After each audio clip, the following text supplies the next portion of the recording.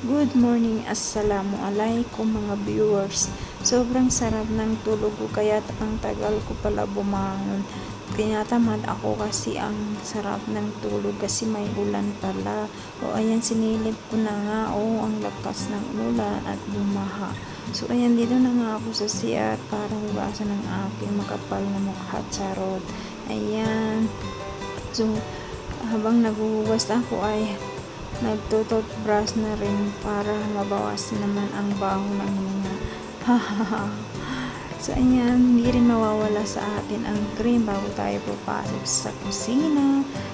Ayan, gumawa na nga ako ng chai. Yan po yung pambansang inumin dito sa Pakistan. So, joke lang.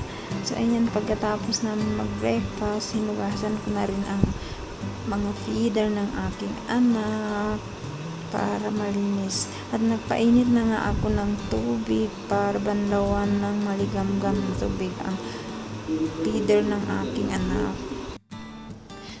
Mainit na po ang gatas at pwede na natin palamigin yan. So pag malamig na yan ay pwede na natin i-separate ang kanyang cream. At ang cream na yan ay pwedeng gawing butter at ghee. So, hindi nakakaalam ng ghee ay yun po yung oil na mahal dito sa Pakistan.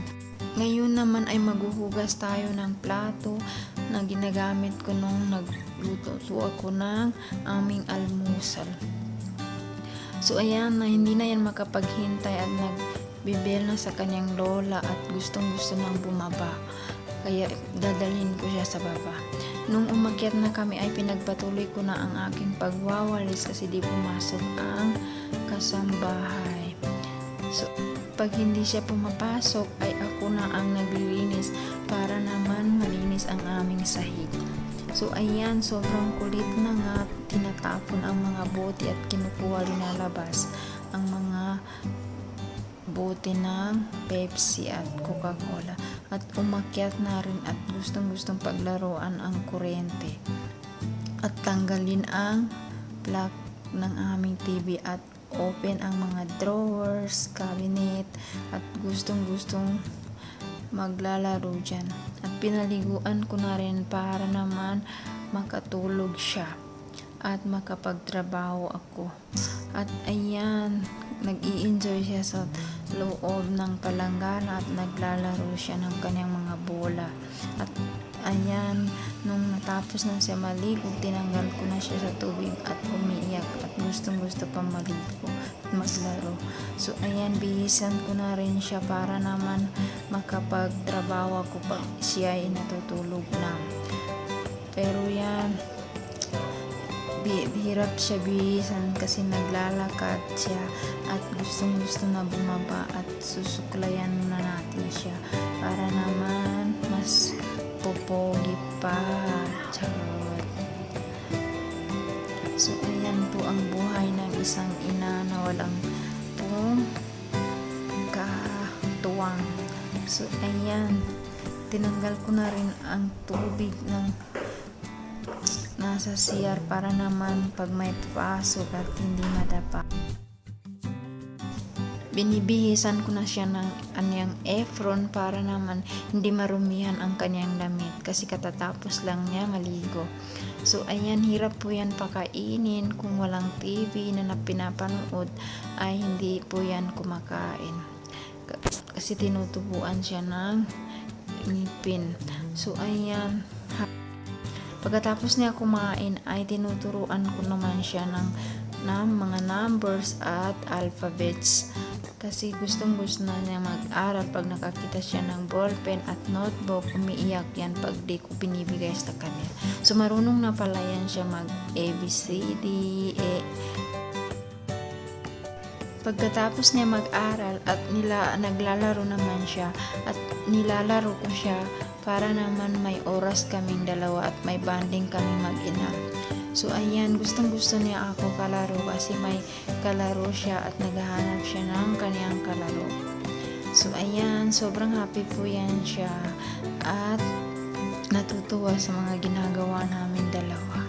So bigyan din natin ng oras. So ayan, ang ating mga anak. So tulog na nga pala siya Di ko namamalaya nanonood siya ng TV ay natutulog na pala.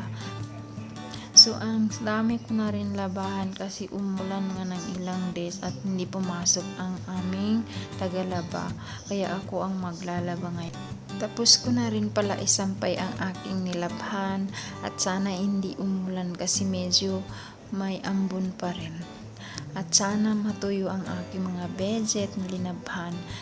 Lininis ko na rin ang mga cabinet at taas ng cabinet kasi minsan lang yan nalilinis kaya maalikabok. At gusto kong linisan pa bago ang winter kasi sobrang lamig dito, sobrang lamig ng tubig.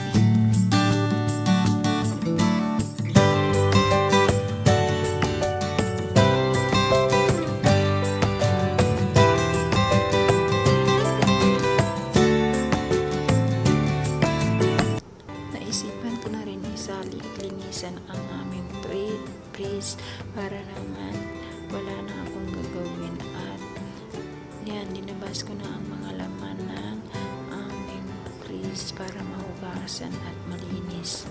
So ayan, sobrang kulit po ng aking kasama at tumutulong siya. Nagluto na rin pala ako ng manok para sa aming tanghalian. So nag-prepare na rin ako ng ata para mas maganda po siya pag nakaris ang dough. So ayan, imamas na natin ang kanin. Ay, hindi pala ng kanin, ruti palang tawag sa Pakistani yan. So ayan ang pala ang aking manok na linuto. Masarap po yan siya. So please like and follow and maraming salamat. God bless.